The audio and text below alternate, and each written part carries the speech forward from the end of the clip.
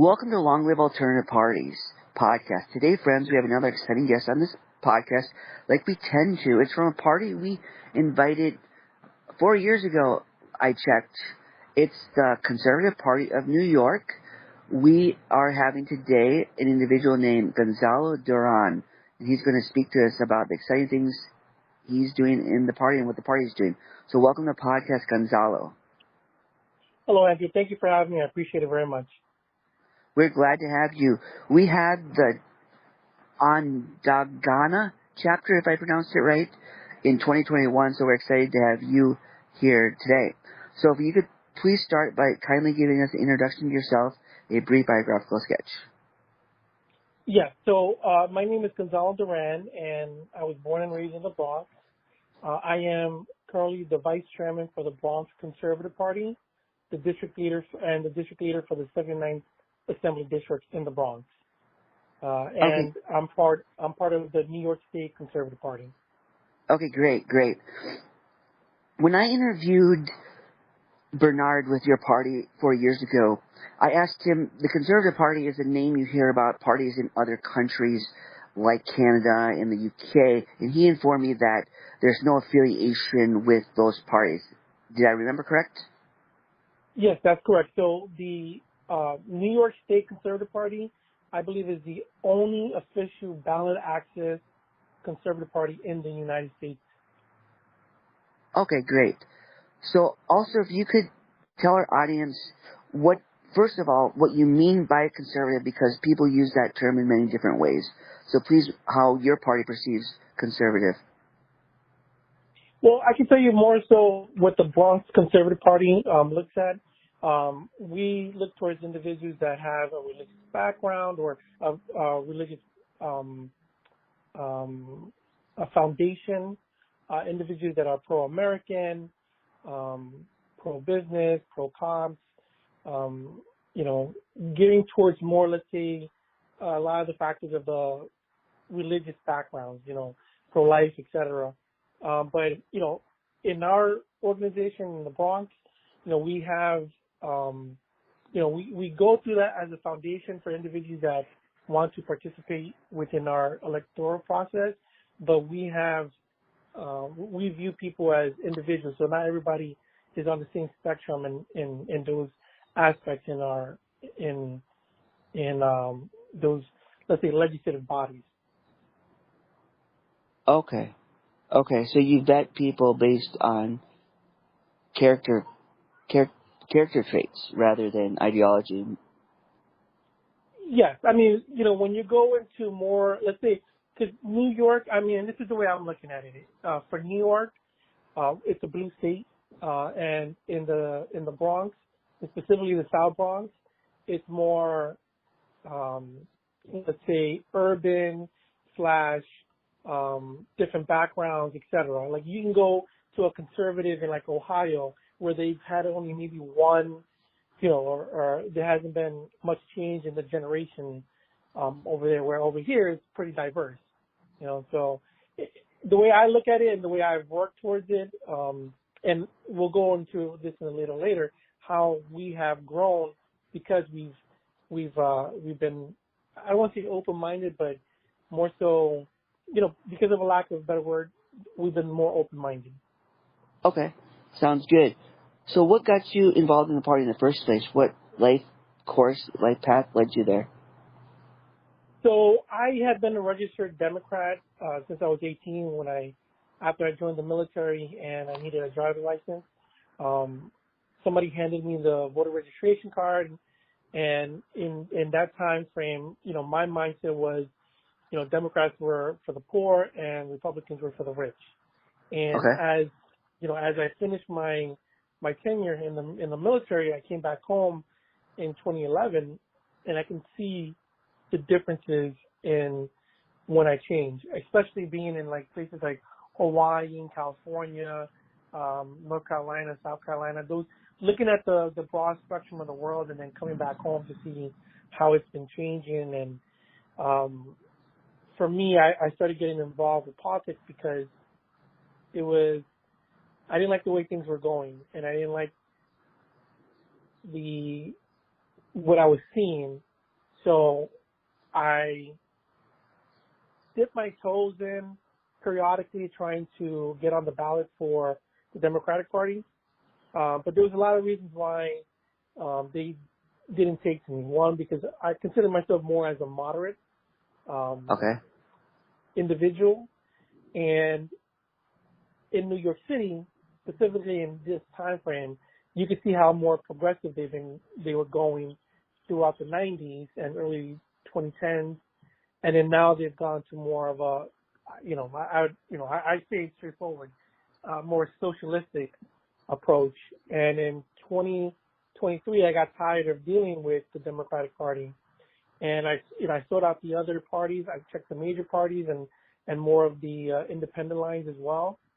And the Conservative Party was the only one that got back to me.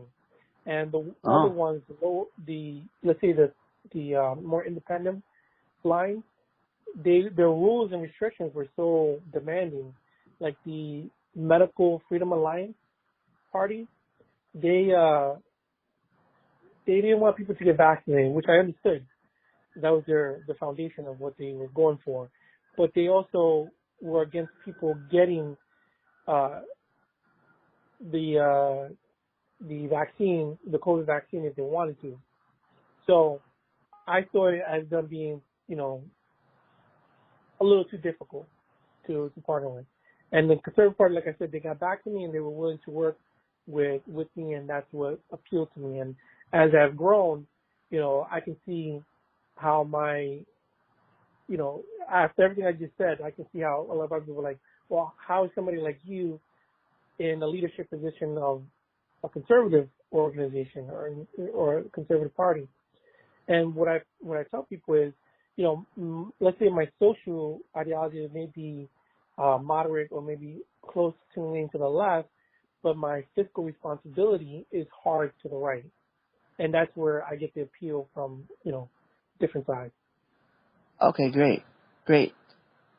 So what are your responsibilities in the party right now? So as the vice chairman for the party, we just finished our petitioning season, for the general petitioning. So that means, we were getting candidates to, first we had to find candidates that wanted to run this year. And this year was very specifically harder than the previous years that I've been a conservative party member. With the major loss that we had with Mandami, Mandami coming in as a straight up socialist, and the devastating loss that the Republican Party had to deal with their mayoral candidate, Curtis Silva, the morale was very low. So getting candidates was very difficult, and getting people to sign our petitions was difficult. But we got them through, and so I'm happy to say that. And now we're starting to plan our campaigns so that we're getting ready for the general elections in November. Okay. That sounds good. So I hear that New York is one of the most difficult states for ballot access. Another alternative party individual, Howie Hawkins, I've listened to his podcast. He talked about that it's one of the most difficult states for ballot access. Yes, it is. So we go off of percentage. Either, let's say for, I apologize, I can't remember the exact numbers right now, but let's say somebody wants to run for Congress. They need either a certain amount of numbers or a percentage of their voter registration. I believe it's like 5% or just under 5%, whichever one is higher, whichever one is lower, I believe. And, for a Democrat, I'm just making this number up just to show the proportional difference. For a Democrat, the number may be, 3,000 signatures, whereas a Republican may need 1,500 signatures, and then a conservative may need 500 signatures or something like that. So you can see like the proportions based off the percentage of registered voters is smaller, and you would think that the smaller the amount, the better, the easier. But no, it's hard to get. If you look at the pool of people that you need to reach out to and contact, since it's smaller, it's harder to get people um, in contact with them and work with them.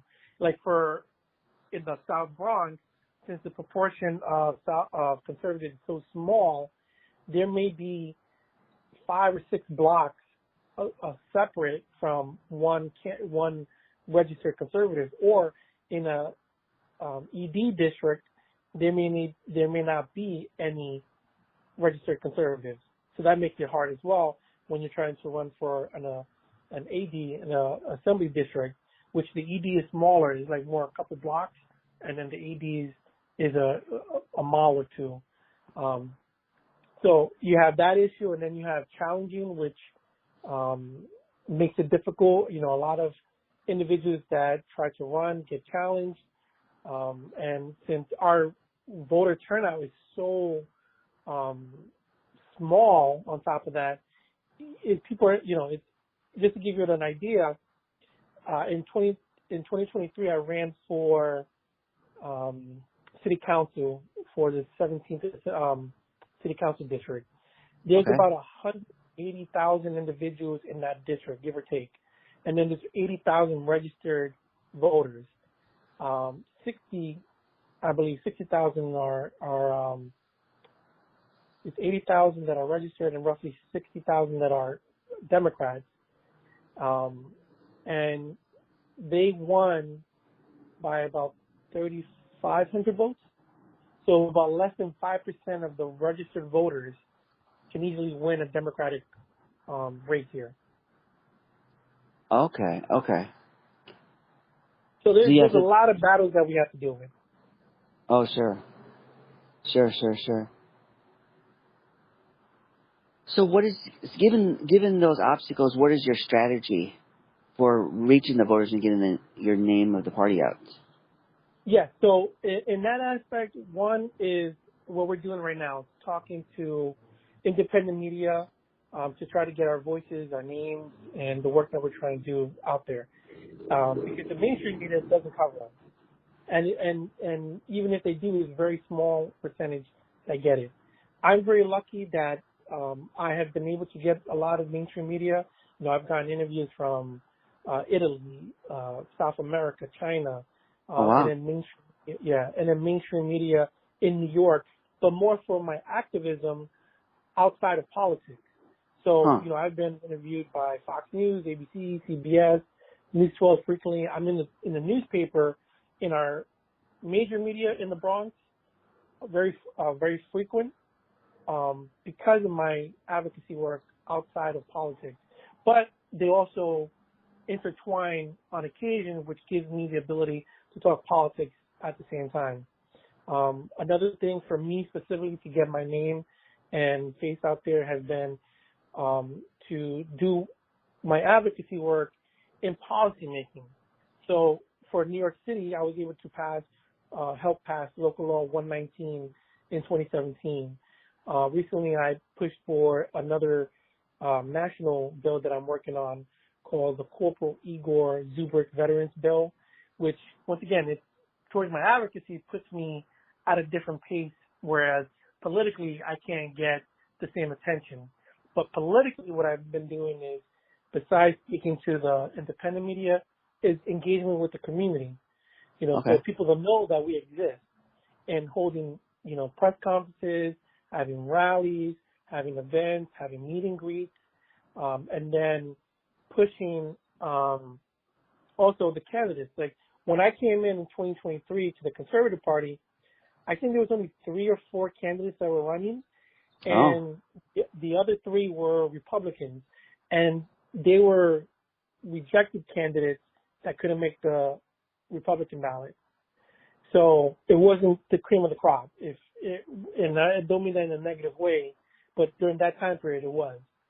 And then every year since then, what I did that year specifically was register new individuals. And what I told every candidate out there, try to register 50 individuals, from friends, families, to competing people that you meet in your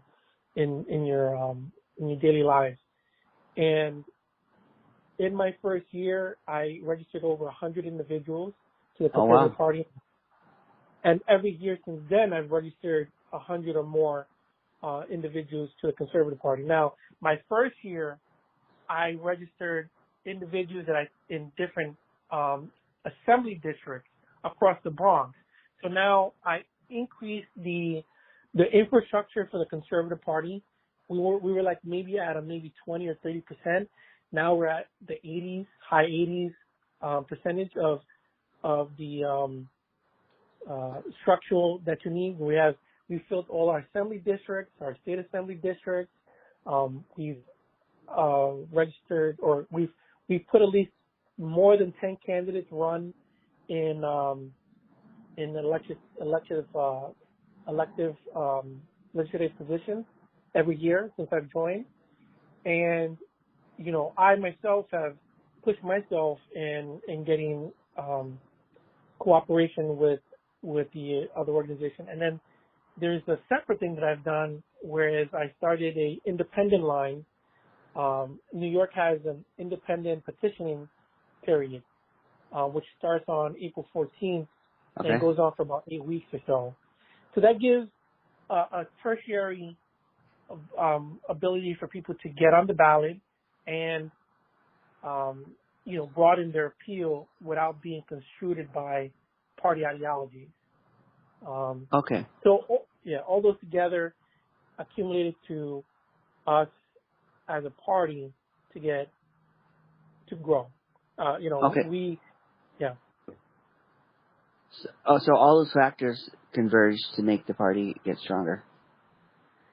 Yes, all those things have been towards building, besides the increase in our candidates, we've increased by 15% in our borough-wide numbers, which, if you look at the New York Conservative Party, we outpace all the other districts together, all the other counties together. So New York has 5 boroughs. There's only been, I think, 1 candidate running under the Conservative Party line in the other 4 boroughs, whereas we've put in anywhere between 18, 15, and I think 14 this year candidates. So that's good. Yeah, and then, because of the work that I've been doing, we've also had a lot of, like I said, mainstream media come into our party. So we've pushed forward outside of a lot of normally when you go around, the Republican Party is normally the talked about organization, whereas over here in the Bronx, I like to think that the Conservative Party has been making more movements, because if you look at the trend, digital footprint, our names are mentioned more than them. And it's mentioned in a positive light compared to the negativity that they have faced over the last couple of years. Okay, great. So New York has something that a lot of other states don't have, fusion voting. So what's your feelings about fusion voting? So, I'm not crazy about it, but I can't think of a better system, so I go with it. So for somebody like myself, last year I ran for public advocate for New York City, and I received over 490,000 votes. I was under the Republican, the Conservative, and my independent line that I created last year, which is called the United Alliance Party. All those together got me the ability to get that number. Now I lost by a huge percentage, but at least I was able to break ground. Like, for me, what's the difference between the Republican candidates, I ran under my ticket for the Republican was Curtis Silva. Now he's very well known in New York, and he is well known in the country as well. The CEO of the Guardian Angels, and I had almost 3 times more votes than he did, and he's a national celebrity. And I say that because, one, I took a hard stance with my conservative values, but at the same time, I was open to sit at the table and listen to the, let's say, the more progressive and democratic lineage, whereas I kept my numbers stable and increased it where it should have, where, most likely others wouldn't have seen it.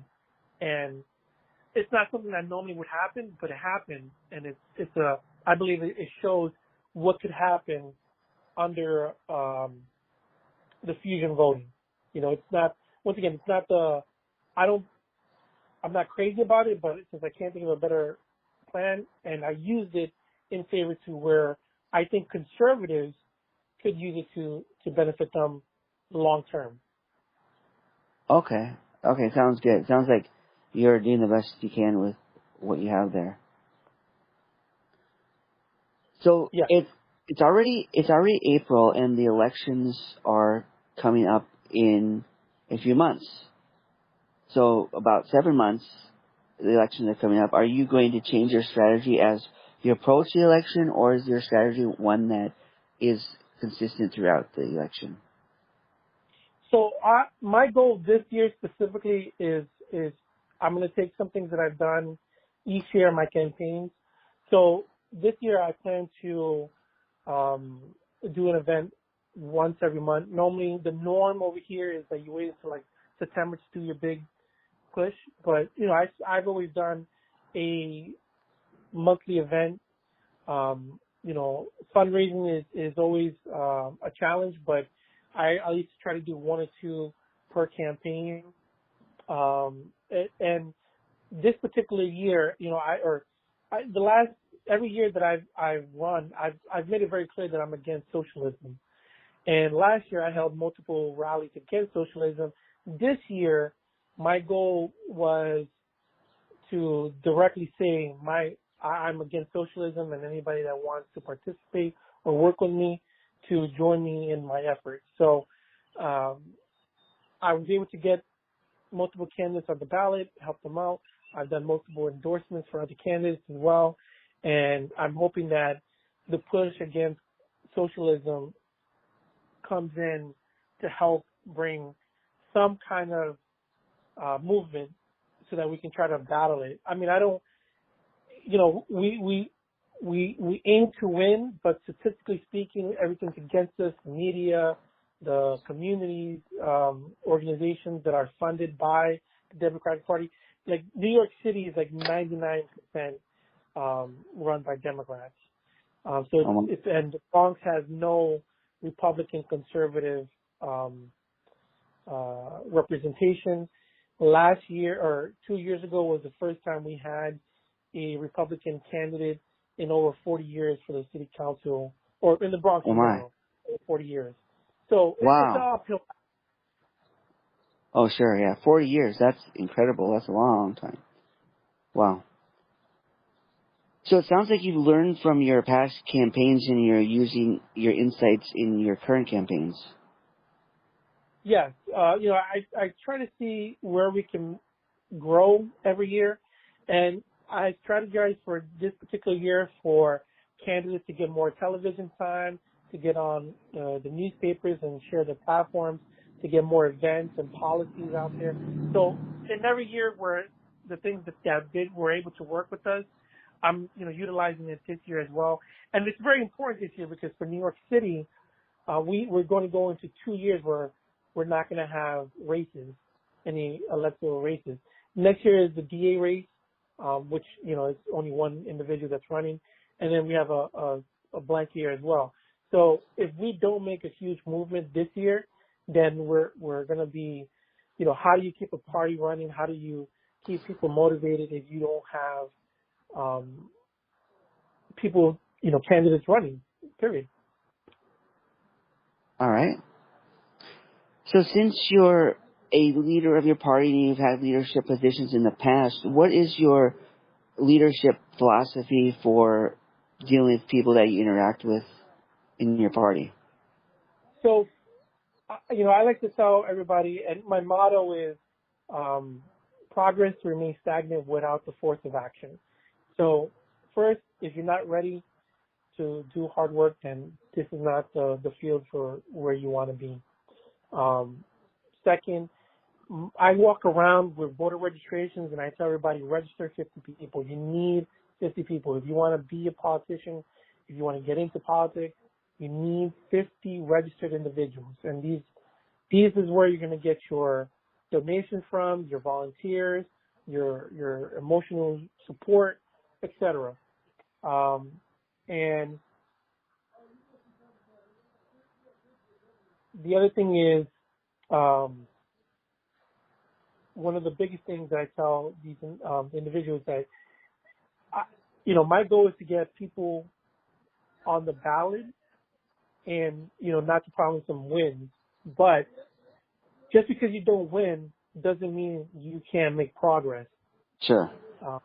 So, if anybody takes a moment to just Google my name, Gonzalo Duran, or you go on my website and GonzaloDuran.nyc, you'll see hundreds of articles that I'm featured in and or videos that I'm in, dozens and dozens of videos from featured.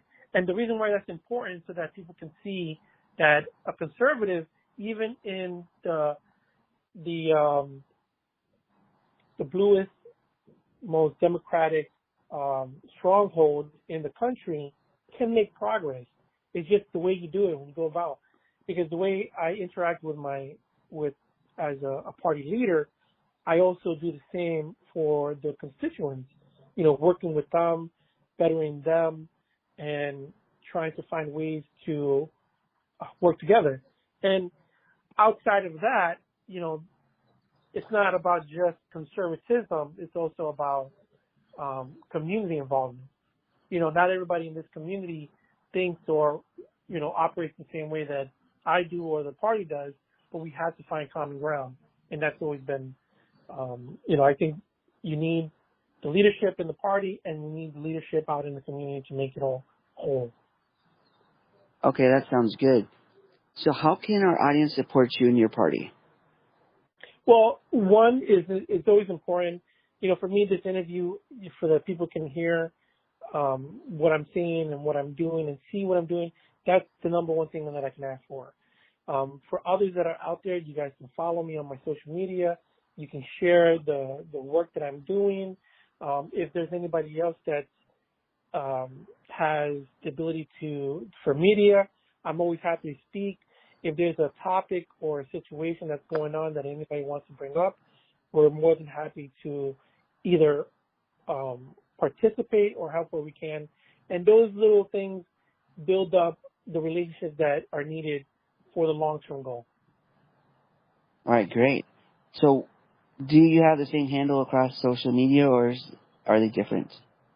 No, so if anybody wants to reach me through social media, they can go at Gonzalo Duran NYC. That would be for Facebook, Instagram, Twitter, etc. And if they're interested in the Conservative Party, it's a little different, but they can find the Conservative Party based on my social media as well. Okay, terrific. Gonzalo, thank you for coming on the podcast today and talking about your party and the campaigns you're currently running. Yes, thank you. And just to let everybody know that this year I'm running for Congressional District 15 in the Bronx, and please vote in November 3rd. Great. November 3rd? November 3rd. All right. We wish you all the best in your campaign and all the other campaigns that you're leading from your vice chairman position. Thank you very much, Andrew. I appreciate it. All right. Take care and all the best.